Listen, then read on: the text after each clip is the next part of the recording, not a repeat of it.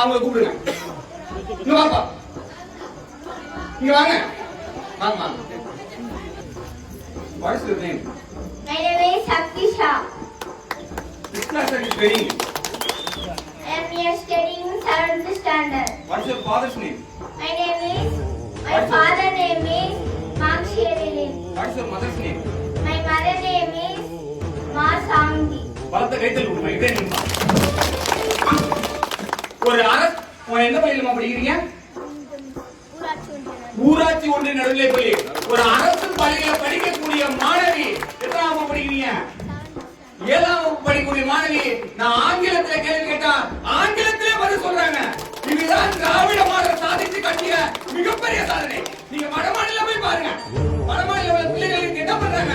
கயிறு மேல நடக்கிறாங்க. தட்டை வச்சு இன்னைக்கு இரவல் கட்டிட்டு இருக்காங்க.